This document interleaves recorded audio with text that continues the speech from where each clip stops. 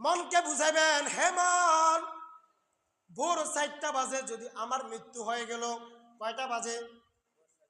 ভোর 4টা বাজে আমার এন্তেকাল হয়ে গেল, ভোর 5টা বাজে ইমাম সাহেবের কাছে গিয়ে একটা লিস্ট দিবে, খবর দিবে, হুজুর আমার বাবা তো মারা গেছে, একটু মাইকে একটু কষ্ট করে ঘোষণা করে দেন।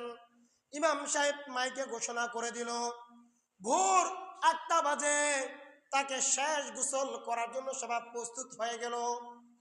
ভোর 9টা বাজে তার গায়ের ভিতরে, শরীরের ভিতরে যেই সাজসজ্জ জামাগুলো ছিল, এই জামাগুলো ছেড়ে দিয়ে বাজার থেকে 3টা সাদা কাপড় এনে তার গায়ে পরিধান করে দিল।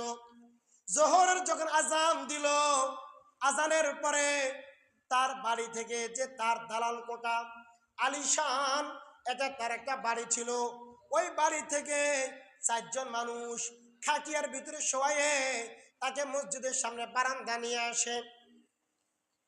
আবার যখন নামাজ পড়া শেষ হয়ে গেল, 2টা বাজে তাকে আজানবিহীন তাকে নামাজ পড়ানো হয়ে গেল। জানাজার আজান আছে কিনা? জানাজার আজান আছে কিনি? আজানবিহীন তাকে নামাজটা পড়ানো হলো। নামাজ পড়ানোর পরে 2টা 30 মিনিটে তাকে কবরস্থানের সামনে নিয়ে গেল। কবরস্থানের সামনে নিয়ে যাওয়ার পর 3টা বেজে গেল, তার 3.5 হাত মাটি নিচে চলে গেল। কথা বুঝে থাকলে বলুন, আমার আপনার জীবন কতটুক? আমার আপনার জীবনটা হচ্ছে 3.5 হাত মাটির ঘর। কথা বলেন ঠিক কিনা?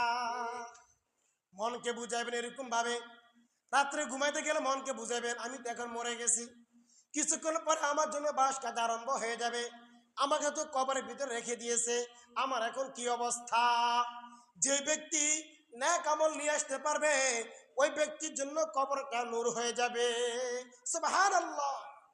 আর যে ব্যক্তি বদ আমল নিয়ে আসবে, তার কি অবস্থা হবে?